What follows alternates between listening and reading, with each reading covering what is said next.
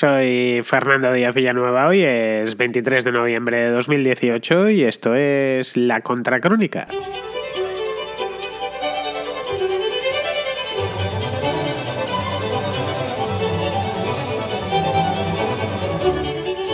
El presidente del Consejo Europeo se llama Donald Tusk, o Tusk, no lo sé porque es un señor polaco y no sé, a pesar de este nombre que tiene tan gringo, pues no, este tipo es de Polonia.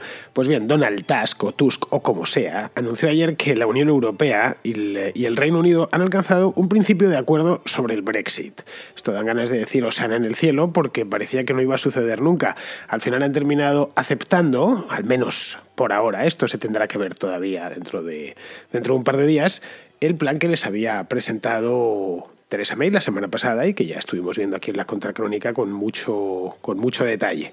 El texto en sí perfila cómo será, así a grandes rasgos, la relación entre Londres y Bruselas a partir del 29 de marzo del año próximo, de 2019, que es cuando oficialmente saldrá el Reino Unido de la Unión Europea. Es cuando entrará en vigor. Ellos invocaron el artículo 50 del Tratado de la Unión Europea hace 2 años. Pues bueno, esto, según estaba previsto, a los 2 años tiene que salir.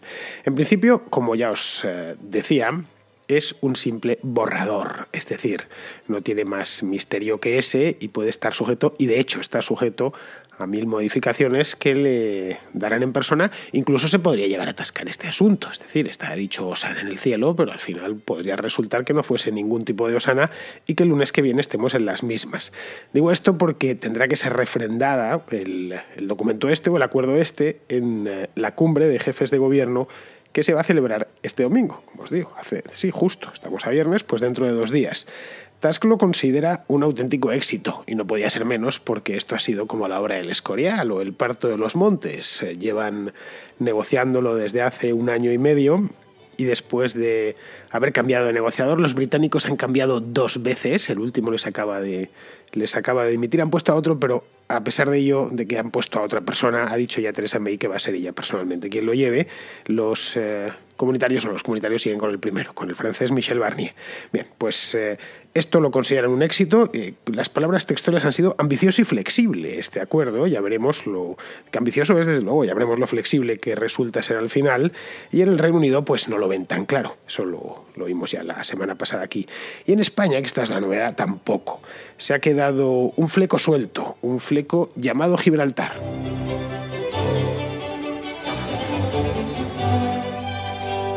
De todos los puntos polémicos del Brexit, y ojo que hay unos cuantos puntos polémicos, quiero decir, que se han tenido que ir tratando y que para muchos de ellos ni siquiera se ha encontrado solución todavía. Estamos aquí dando por seguro, como dice el refrán, vendiendo la piel del oso antes de cazarlo, y es que de verdad todavía no hemos cazado el oso. Bueno, nosotros no hemos hecho nada porque somos simples ciudadanos que nos limitamos a pagar impuestos y a escuchar y ver cariacontecidos generalmente qué es lo que hace esta gente con nuestro dinero. Bien, ellos sí que han estado, o están por lo menos, vendiendo la piel del oso antes de haberlo cazado. Lo cazarán si es que lo cazan este domingo. Pero vamos, que en toda esta historia había muchos puntos polémicos. Aquí la contra lo hemos tratado muchísimo desde que empezó esto, a 2 años y medio, sí, desde junio del año 2016, y así recordando de primeras, pues me viene el tema de los ciudadanos europeos dentro del Reino Unido. Cómo iba a ser la situación, y de los británicos en la Unión Europea. Este era un tema que preocupaba a mucha gente, pues porque hay mucha gente viviendo en Inglaterra o en Escocia o en Gales, quiero decir, españoles, portugueses, franceses, etcétera, hasta 3 millones, y eso preocupaba bastante el factor humano, que va a ser de nosotros, y viceversa, el 1 millón de británicos que viven dentro del territorio de la Unión Europea. Eso era un tema, el primero de la agenda, creo yo, desde el principio. ¿Qué va a pasar con nosotros? ¿Qué va a pasar con ellos? El otro tema era la factura final a pagar, que al final parece ser que han llegado a un medio acuerdo, que consiste en no pagas tú todo, van a terminar los británicos pagando hasta el último céntimo de euro que se comprometieron a pagar antes de decidir salir. Luego estaba y un poquito más, luego estaba el periodo de transición. Decían, pero esto va a ser así de golpe, a pelo, o vamos a tomarnos un tiempo para ir dejándolo poco a poco. Como esas parejas que se separan pero sin quererse separar del todo. Vamos a darnos un tiempo por si acaso nos arrepentimos. En este caso no hay arrepentimiento posible, o eso parece, pero sí se ha discutido mucho sobre cuánto tiempo se va a esperar para que sea la desconexión completa. En principio, y con este acuerdo encima de la mesa, pues serán un par de años.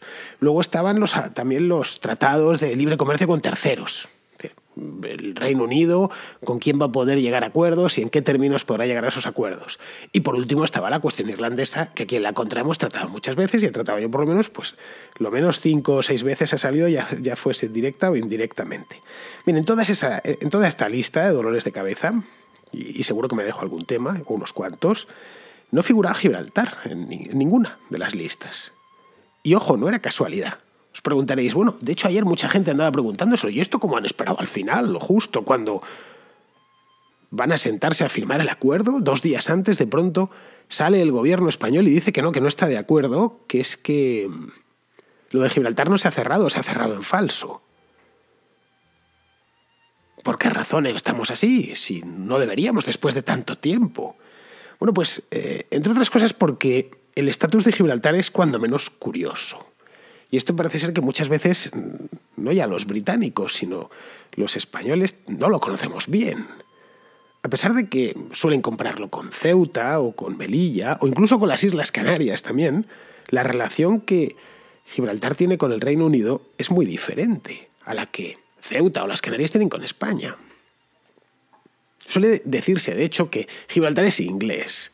Claro, uno se acerca cuando va llegando Gibraltar y la línea de la Concepción están unidos, así que unidos desde el punto de vista físico, quiero decir, que va uno andando por la calle, vamos, por un paseo marítimo, y ve la bandera, la Union Jack, y dice, bueno, pues eso es Inglaterra. Pues no exactamente, no es Inglaterra. Es un territorio de ultramar. Parecerá una tontería, pero no es lo mismo que pertenecer al Reino Unido. Claro, aquí nos preguntaremos muchos qué es un territorio de ultramar. Pues un territorio de ultramar, hay unos cuantos, vendría a ser algo así como las migajas del Imperio Británico. Luego están las dependencias de la corona, que son otra cosa, y eso no son migajas, eso son 3 islotes, el del Temán, las islas del Canal, que están al lado de Gran Bretaña. No, los territorios de ultramar están, como bien dice el nombre, en ultramar, en overseas, que se dice en inglés. Pues son, como os digo, las migajas del Imperio Británico que quedaron tras la desaparición de este imperio entre los años 40 y 70. Donde el imperio se fue desmontando, fueron independizándose sus distintas partes, el Imperio Británico llegó a ser gigantesco, pues quedaron estos restos, todos de pequeño tamaño. En total son 14, y están repartidos por todo el mundo, estos territorios de ultramar.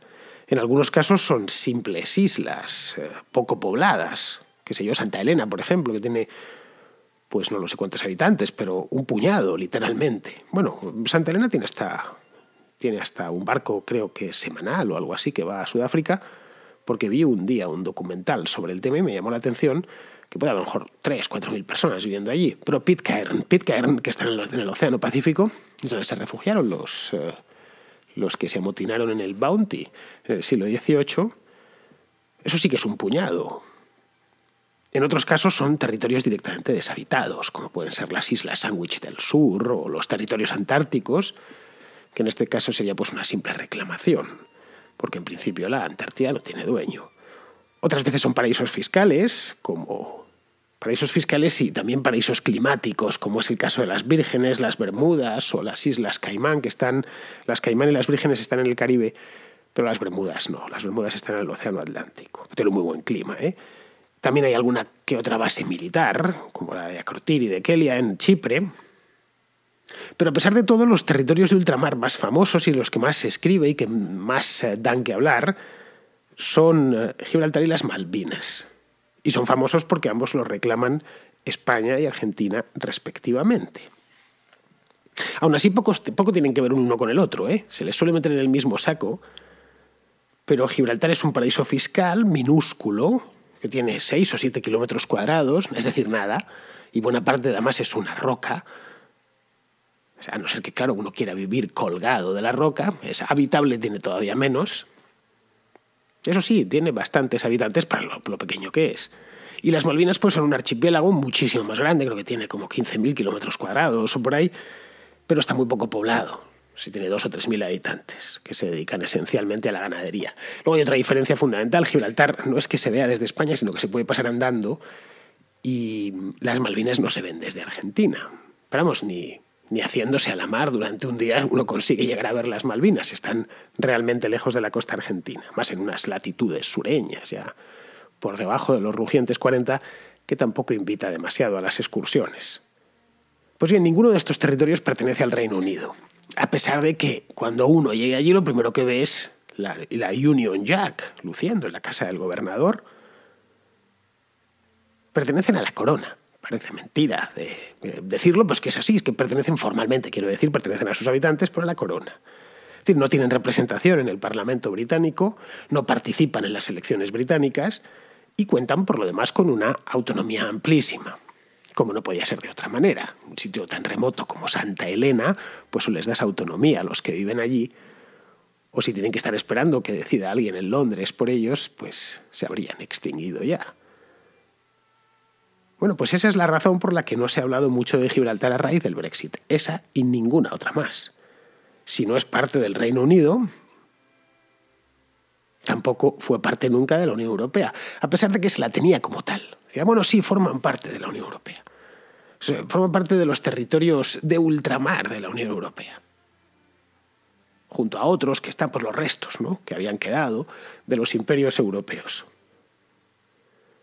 Así que, con eso, formalmente, la realidad es que no formaban parte de la Unión Europea, como saben todos los llanitos, que son los que viven, bueno, cualquier gaditano. Así que cuando empezó el tema este del Brexit, se llegó a un preacuerdo con el Reino Unido, entre el Reino Unido y España. Un preacuerdo porque todavía no se ha terminado de firmar. Y que acaban de terminar con él. Un acuerdo bilateral, España-Reino Unido, que en principio es el que, cuando lo terminen de firmar, es el que entrará en vigor. Os preguntaréis, bien, ¿y este preacuerdo por qué no lo han sacado a la luz? Pues lo han sacado. De hecho, estaba en prácticamente todos los medios de comunicación ayer. Bueno, sí, por un lado se estaba negociando, y además había sido una negociación en muy buenos términos.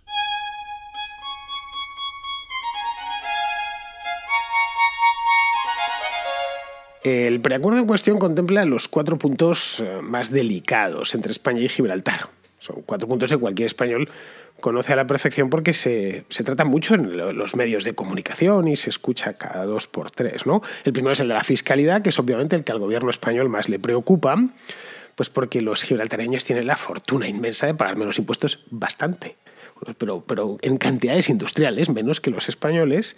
Luego están los derechos de los trabajadores fronterizos, que son bastantes, es decir, gibraltareños que salen todas las mañanas para trabajar en el lado español y españoles que trabajan en Gibraltar.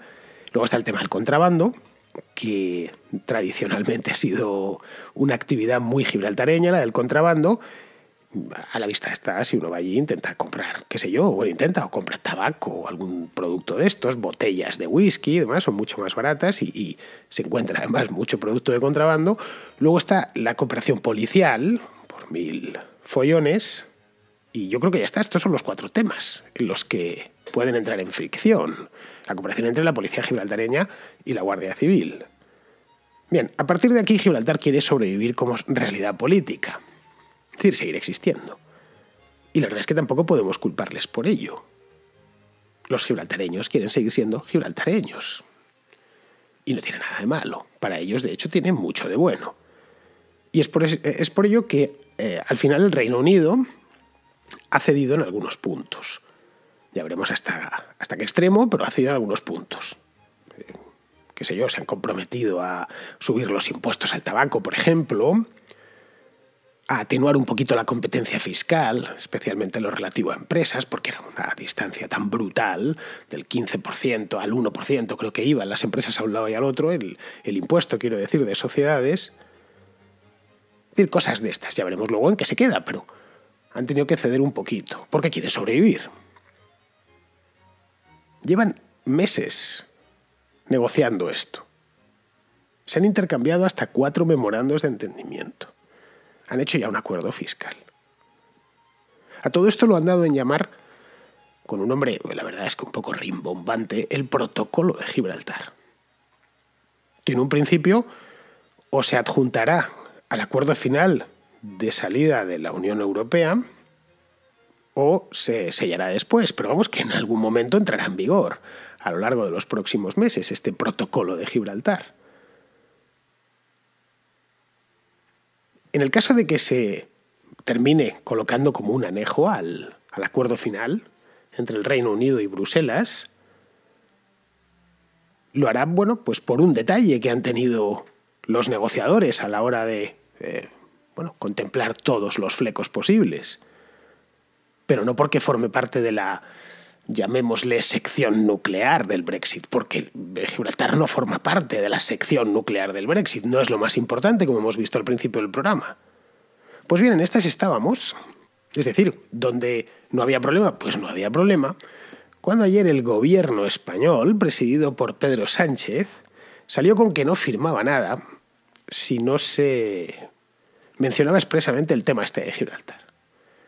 Un pequeño detalle, el artículo 184 del acuerdo este.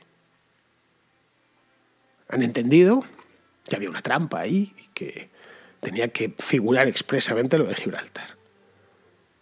Claro, lo que habría que preguntarse es lo que me pregunté yo ayer, por lo menos, es cuál es el tema de Gibraltar que no está citado, que no está mencionado. El mismo que lleva meses negociando ese mismo gobierno y cuyos avances conoce Sánchez a la perfección. Y si no los conoce, debería conocerlos porque es el presidente del gobierno. Eso es lo que no está mencionado. Es que parece ser que nadie ha tratado este tema nunca y que los británicos se han negado en redondo a tratar el tema del Brexit, el tema de Gibraltar con el Brexit. No lo han hecho. Se han avenido a razones. Por eso sorprende que ayer se montase el escándalo que se montó. Algunos decían ayer, es que se ha tratado lo de la frontera irlandesa, pero no esto de Gibraltar, que es una frontera también. Ya, pero es que la frontera irlandesa está dentro de la Unión Europea, de los límites de la Unión Europea. Gibraltar no. Ni lo está ni lo estaba. Bien, a partir de aquí yo puedo entender y me parece razonable que el gobierno español insista en seguir negociando. Me parece bien, porque su objetivo último es recuperar Gibraltar, es correcto. Llevan en esto desde tiempos de Felipe V, hace 300 años, desde que se lo entregaron, por cierto, el Estado español cuando era el reino, cuando reinaba Felipe V. Pero caray, que no confundan las cosas. Gibraltar ya estaba fuera de la Unión.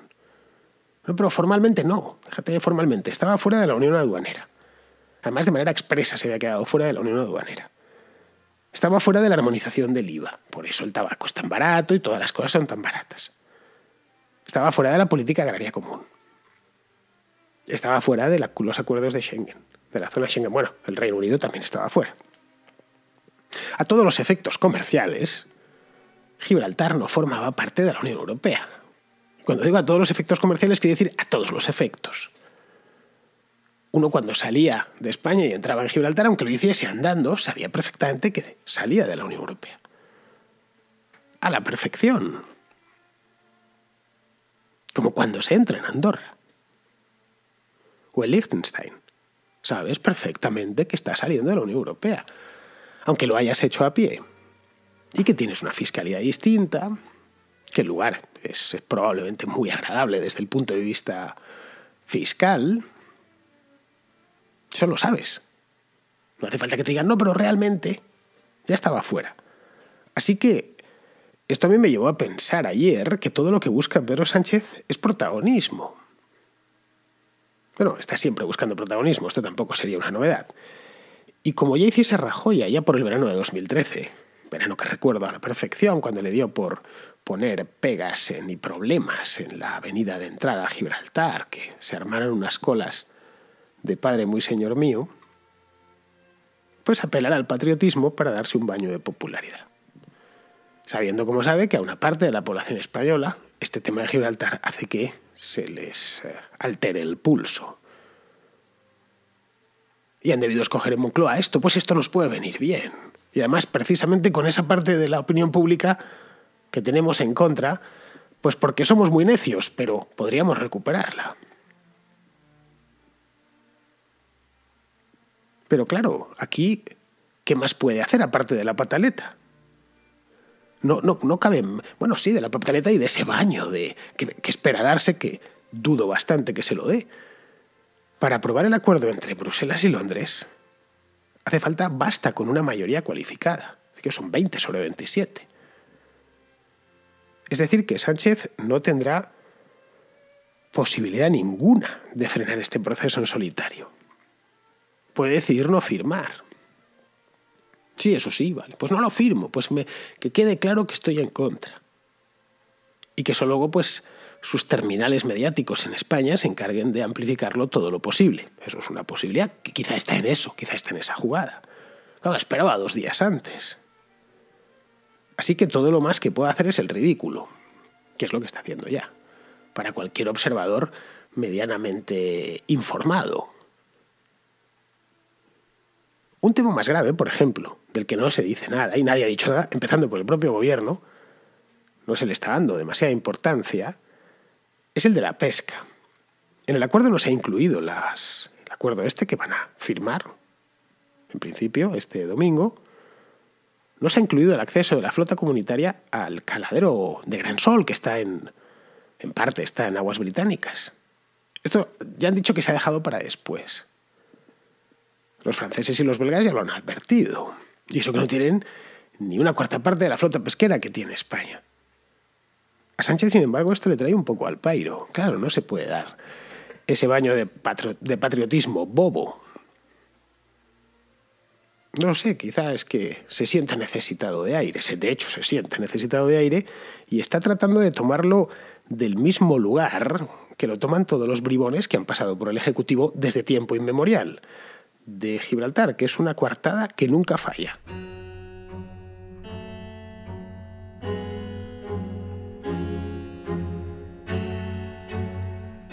Y hablando de Gibraltar, me deja una nota de voz Francisco, que trabaja en el mismo Gibraltar y que nos cuenta lo siguiente. Hola Fernando, enhorabuena por tu programa.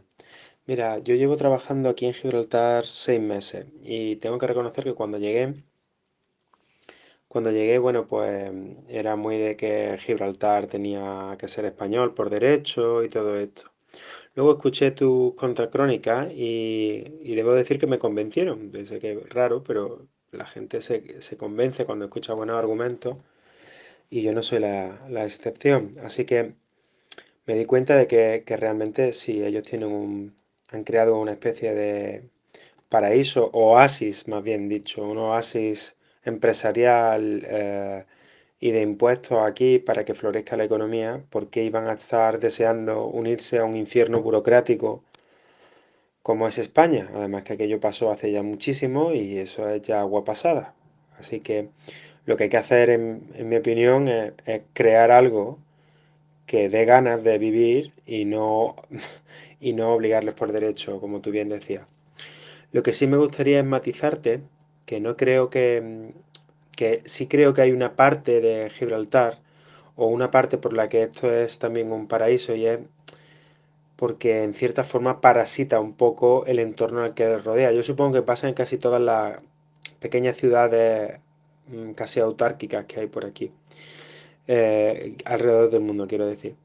Por ejemplo, aquí el tabaco es muy barato y el alcohol es muy barato. Y entonces todo el mundo fuma muchísimo. Yo creo que debería haber un análisis de cuánto se fuma aquí. Aquí se fuma bastante más de donde yo vengo, que yo vengo de Málaga. Y claro, ellos no se hacen cargo de esos perjuicios. Es decir, ellos confían en ese Estado que les rodea, que es el que les provee a todos sus trabajadores de residencia, de educación, de, de educación y sobre todo de cuerpo sanitario. Es decir, se hacen residentes en España y tienen, bueno, pues tienen seguridad social y tienen derecho a urgencia y a cualquier cosa de ese tipo. Luego lo pueden pagar aparte, etcétera. Pero el hecho es que si ellos tuvieran que hacerse cargo de esos gastos, pues no podrían vender, por ejemplo, el tabaco o el alcohol más barato. Bueno, eso es la idea que tengo. Muchas gracias por tu programa y esta era mi reflexión después de unos meses aquí en Gibraltar. Un saludo. Pues mira, Francisco, yo no creo que parasite a nadie, simplemente es que se lo ponen muy fácil para competir. Las fronteras son una ventaja para quien sabe aprovecharlas. España lo hace con Francia, no lo olvides. No en la misma medida, porque no puede, pero, no sé, viaja por los Pirineos. Es una frontera bien larga, de 600 kilómetros. Y dime dónde están los centros comerciales. ¿En cuál de los dos lados? Las gasolineras, etcétera. ¿Dónde hay más actividad comercial? ¿En cuál del lado francés o el lado español? Pues siempre está en el lado español, ya te digo. Es una frontera que conozco bien. Dices, ¿cómo puede ser que el lado francés esté tan muerto? Bueno, pues porque las ventajas fiscales, los del lado español han sabido aprovecharlas siempre mejor. A ver, yo no me quejo porque los gibraltareños lo tengan fácil, solo faltaba, yo no soy un malvado. Cuando a alguien le va bien me alegro. Yo me quejo porque los de Algeciras no pueden competir. Porque lo tienen tan difícil, esa es la queja. No habría que decir, ¿por qué los gibraltareños tienen los impuestos más bajos al fuego con ellos? No, hay que plantearse por qué los habitantes de Algeciras los tienen tan altos. Respecto a lo que comentes de que los gibraltareños que viven en España, que son bastantes, por cierto, si quieren seguridad social la tienen, no es cierto. La tienen que pagar trabajando, es decir, tienen que ser residentes en España y además trabajar aquí. Para la seguridad social hay que cotizar, como bien sabes. Yo, desde luego, para poder ir al médico del seguro tengo que pagar un dineral todos los meses, ¿eh? Es decir, de gratis no tiene nada. Gratis es para los free riders, ¿no? Para los que viven del sistema sin aportar al sistema, pero cualquiera que esté trabajando tiene que pagarla. Y las empresas tienen que pagar la parte de sus empleados. Bueno, el hecho, en definitiva, es que tienes un infierno fiscal y regulatorio a un lado y al otro una ciudad que no lo es. ¿Por qué culpar al que lo está haciendo bien y no culpar al que lo está haciendo mal? Yo creo que la cosa está más clara que el agua. De verdad, trato siempre de ser justo y de dejar sentimientos al margen. En este caso, Gibraltar es un caso de virtud. Los habitantes quieren ser gibraltareños. Creo que es la pregunta que ya está. O mejor dicho, no hay más preguntas, su señoría. A partir de aquí, creo que lo que deberían es, a este lado, pensar la razón por qué los gibraltareños quieren ser gibraltareños. De la misma manera que los marroquíes deberían plantearse por qué los ceutíes quieren seguir siendo ceutíes. Y no quieren ser marroquíes, por lo mismo. Bien, bueno, vamos a seguir. De Gibraltar nos vamos a México, a Ensenada, que está en la Baja California, que es desde donde Luis nos comenta lo siguiente. Para comentarte de tu contracrónica del día 20 de noviembre acerca de los incendios forestales. Son datos que te puede dar una persona nativa de aquí. Bueno, no soy nativo, soy adoptado, pero como tú sabes, Ensenada está en el norte de Baja California y tiene un clima muy parecido a el sur de California, que es el área de San Diego, Los Ángeles. Efectivamente, estamos en la costa del Pacífico, cerca de un desierto, pero con la variante o la diferencia de que aquí los inviernos son fríos, abro comillas, y húmedos. La temporada de lluvias aquí es en invierno. Es por eso que en el sur de California o en el norte de Baja California los incendios forestales son en los meses de septiembre, octubre, noviembre, hasta que empieza a llover. En otros lugares como en el sur de México los incendios son precisamente antes de las temporadas de lluvias porque la tierra está seca y las temperaturas son altas. No creo que haya una relación entre ambos incendios en cuestiones de clima, como tú lo mencionas, del sur de California y el norte de California, porque los climas son totalmente diferentes. Bueno, no totalmente diferentes, pero sí cambian. Las temperaturas son más bajas. eh, Hay más bosques, hay más áreas verdes que en el sur de California. Y bueno, los comentarios que tú haces de dejar los bosques vírgenes tienen un sustento.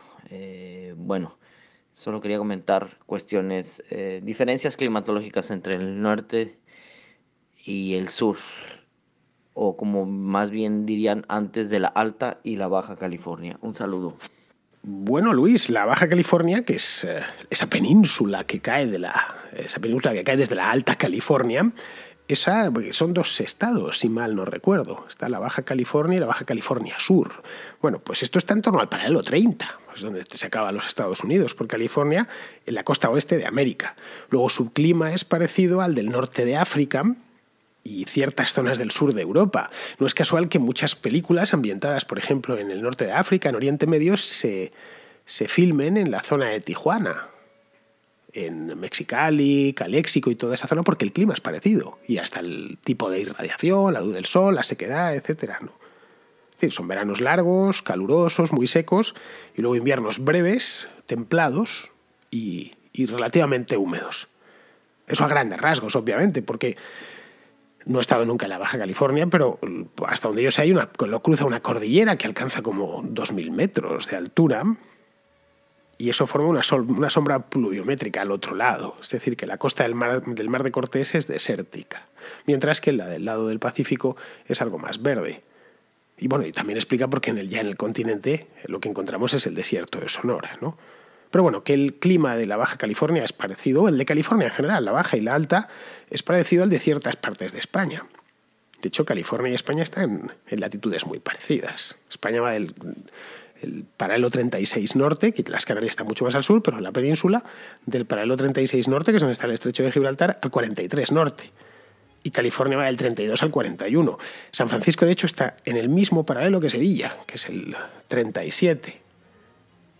Luego, lo que vale en el tema este de los incendios para el sur de Europa, vale también para California, porque tienen climas prácticamente idénticos y, por lo tanto, una flora muy similar.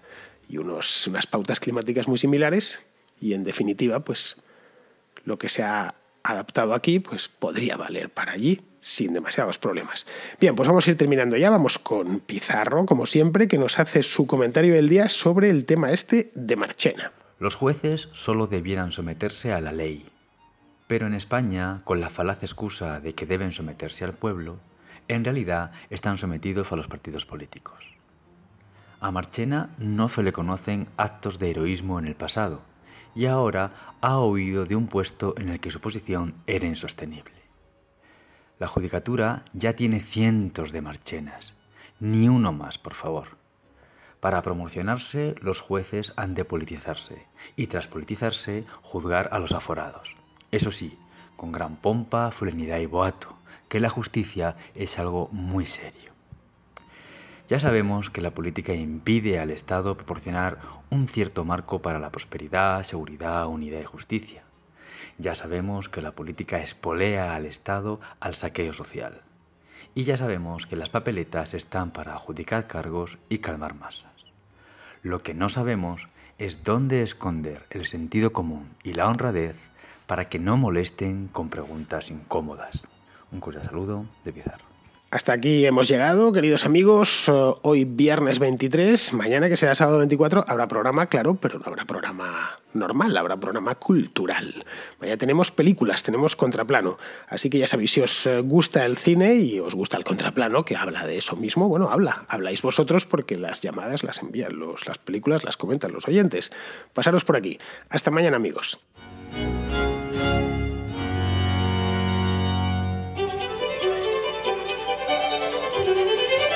¿Te gusta la contrahistoria? ¿Te gusta la contracrónica? ¿Quieres que pueda seguir haciéndolas hasta el día del juicio final? Apoya el programa y podrás disfrutar en exclusiva de El Contrapunto, un programa nuevo dedicado a la música, hecho además con los mismos ingredientes que la contrahistoria y la contracrónica. Instala gratis la aplicación de iVoox, busca la contrahistoria o la contracrónica y pulsa en apoyar. Una vez allí podrás elegir la cantidad de tu aportación.